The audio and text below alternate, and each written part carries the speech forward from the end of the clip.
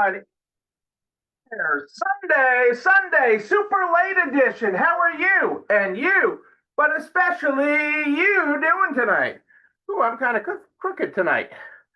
There on the screen. I just realized that. I just like, woo, see what happens when you're away from your computer for a bit?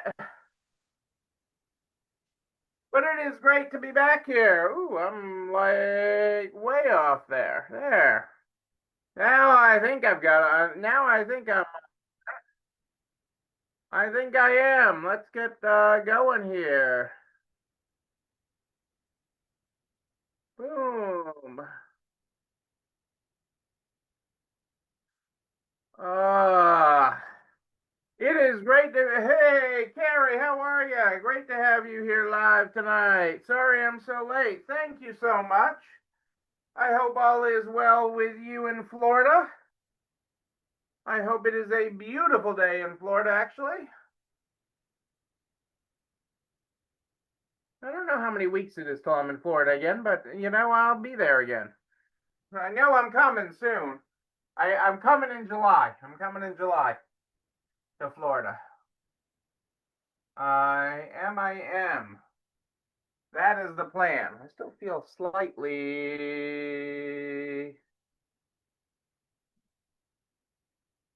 off balance here, maybe. Oops. Hang on a second here. I am knocking things out here. Boom. Boom. I think I'm still here. Yeah, I'm here. Ooh, I know what it is. I hit the power button.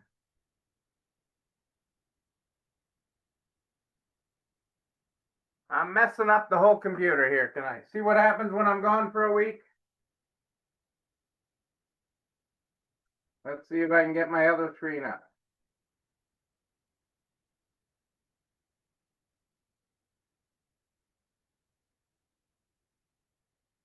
There we go. We got all our screens back. I'll stop playing with them tonight. I will stop playing with them.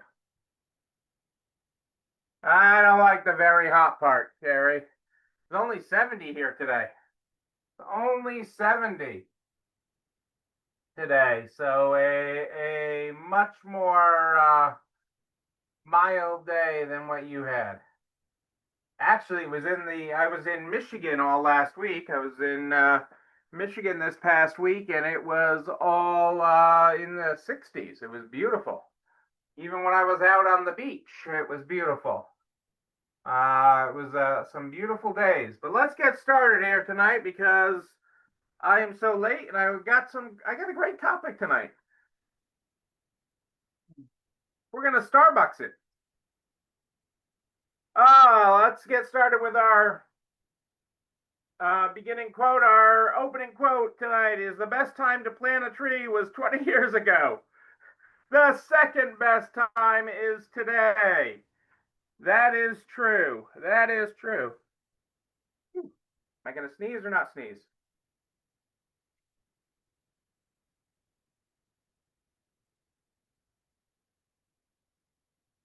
I think I'm going to sneeze.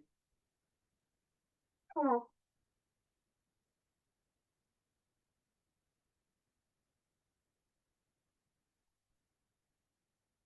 Ah, I am all over the place here tonight. That is a very true quote. The best time to plant a tree was 20 years ago. The next best time is today. And that goes with the seeds of learning too. We are always planting the seeds of learning, and it's always great when you learn sooner. But I always say when the student is ready, the teacher appears. So tonight I wanted to talk about a Starbucks. Hey Jessica, how are you? We got to touch base, Jessica. We got to get a quick Zoom in between you going to the hot dog cart. Maybe later this week. I've got a couple things at the beginning of the week, but maybe later this week. So I use Starbucks as an example a lot. I've used that before. as an example, and I've used it as a study tool because there's so many lessons you can learn from Starbucks. There's so many lessons on efficiency, on setting up your work areas. There's a ton of things you can learn and apply from Starbucks. And I do like some good Starbucks business lessons. But while I was on the road last week, I was in a Starbucks, actually a massive Starbucks, not like Epcot Disney Starbucks, which goes on like its own city, but a pretty big Starbucks that was in front of my hotel. And so, I was obviously needed my coffee fix before I got off and going for my day. And I came into something at Starbucks that I hadn't really seen before, or at least hadn't seen in a long time. And it was too much staff. Have you ever thought, we talk about staffing levels and one of the greatest myths of resale is you need more people. It's one of the biggest myths of resale is that you need more people to run your store, and lots more people. Hey, Dodie, how are you? Great to have you here from Texas. And the reality is you need the right amount, but not too much. The right amount, doing the right things, but not too much. And in this particular Starbucks on this particular day, they had too much staff. They had so much staff that they all thought somebody else was doing it. Okay, they all thought somebody else had greeted the customer. They all thought somebody else was getting the drink. They all thought somebody else was making the sandwiches. They all thought somebody else was bringing the sandwiches, the breakfast sandwiches to people at the counter. They weren't a well-oiled machine that you usually see at a Starbucks. And it really came down to, as I sat there and analyzed it, okay, to get my black coffee, as I watched this play out, to get my black coffee, I was like, the issue is too many people. They're tripping over because nobody knew what to do. There was no plan. There was no systemization. They weren't working as a team. Honestly, they even felt they had time to chit chat. They had time to chit chat. Okay? And this is because they weren't their normal optimized self. They weren't their normal optimized self. And so you had this line building, not because they were overly busy, but because they were overly disorganized. Okay. And the having too much staff actually allowed them to be off their game. Okay. And doing too many things. And we see that with stores for, at times that it's addition by subtraction. Okay, you get more done by subtracting people. Let me say that again. Addition by subtraction. Okay, a higher level of progress, a higher level of output, more effective output, okay, by having less people. Okay, everybody works just a little bit harder, a little bit more intently, and pays attention a little bit more. In the Starbucks example, everybody thought somebody else was doing something. They actually thought somebody else was doing the job. And the reality was very little was getting done. There was very little happening. Okay, even just watching them make my black coffee. I mean, I literally watched this and I watched the cup sit there unfilled under the machine. I watched it then get filled, but not a lid put on it. And then eventually a lid put on it, and then eventually brought over to the counter for me to get my black coffee. Not complicated. Usually one of the simpler orders at a Starbucks. Okay, it wasn't like I asked for a double whip, half skim, half oat latte with extra whip and two extra pumps of syrup and a shot. I don't know. I'm making stuff up, but you get my idea. That's a common Starbucks order. That is a common one. That's not the issue that they were facing. They were faced with too much staff.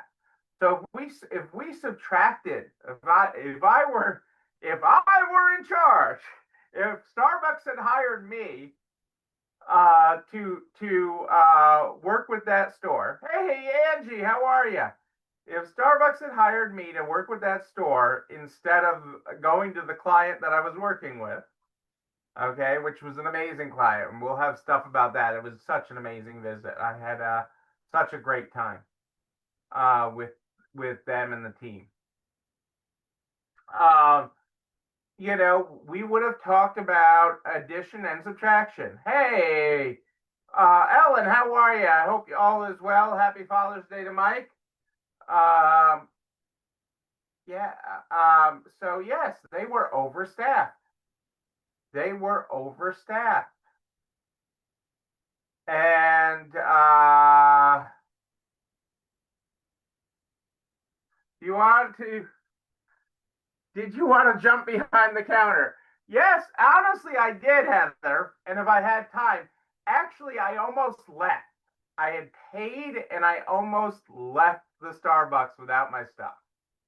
It was a real toss up between wanting to jump behind the counter and get to where I was supposed to be.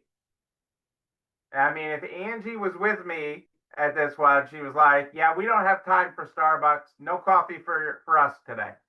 She would have been like, "We're out of there."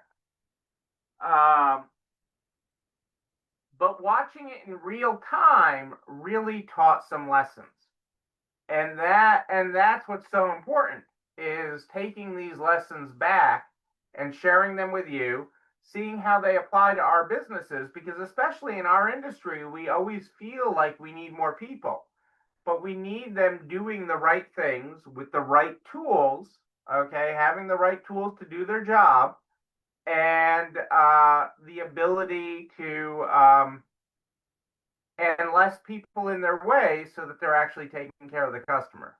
I will tell you, Heather, I have hopped behind counters before, so you are not that far off. There are stories of me hopping behind counters.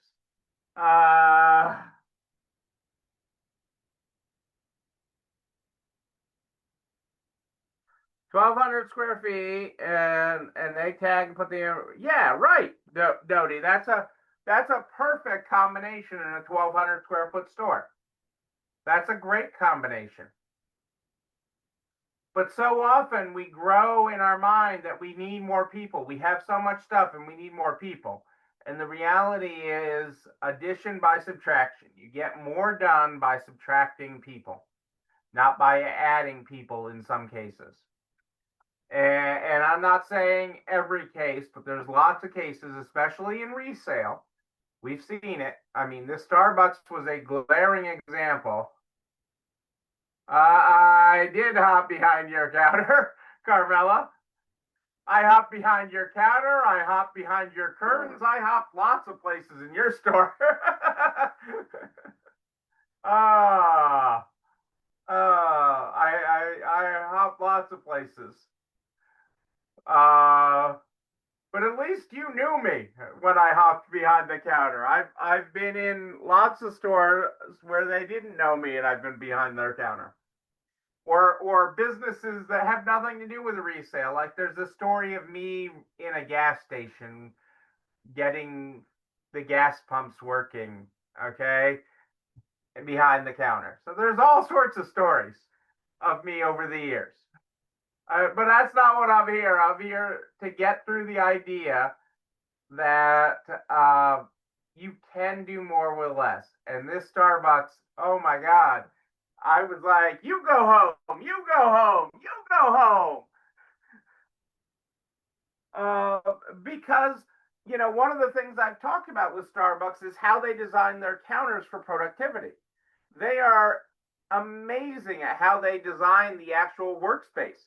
And this particular Starbucks was so large, it had two workflows. It had a workflow area for the front of house for people that were doing walk-in, and they had a completely separate area, separate coffee brewing stations, making stations, um, ovens for the takeout and everything else, and for drive-through, completely separate. It was big enough that it had completely separate for both, and they were totally messing it up because they had too much. Absolutely, Doty. Payroll is a thousand cuts to bankruptcy. It is a big way to kill a business. So that's the idea I wanted to share tonight. Addition by subtraction. You can do more with less. Okay, you can do more with less. It is possible. It is doable. And this Starbucks failed because it had too much. It had too much, and everybody thought everybody else was taking care of it. And nobody was taking care of anything. Nobody was taking care of anything. And my coffee clock was ticking, ticking, ticking. For those of you who know the reference, okay? My coffee clock was ticking, ticking, ticking. Angie already knows I was running late. Doesn't take a rocket science to know that. I'm always running late. And I'm not saying I'm proud of that. I'm just being honest. I'm not saying I don't say that out loud to say I'm proud of it. I say it to be honest.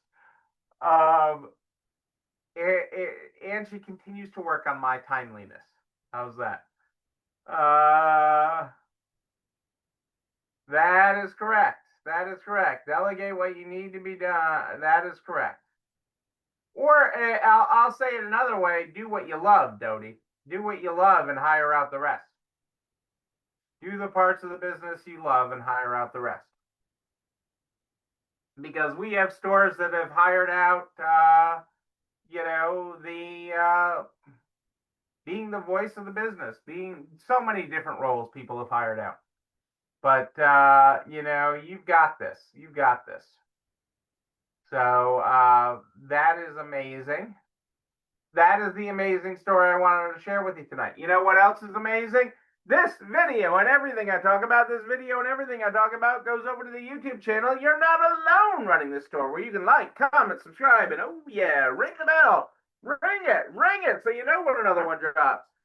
You can also share it with everybody you know in business: the butcher, the baker, the candlestick maker, so we can help everybody run a better business. I am here every Sunday and Wednesday at More Eat Than Ish, Sunday and Wednesday at More Eat Than Ish. But if you have a question between, just email me, Neil, Neil at nextlevelresale.com, Neil at nextlevelresale.com. I do have like a million emails to catch up on from last week, and I will get them caught up this week. It is hard, Heather. I didn't say it was easy, but do the parts you love. I mean, we had one owner that we had to stick in the back room just because they didn't belong out front. And honestly, they were thankful and relieved. Okay, and you have this.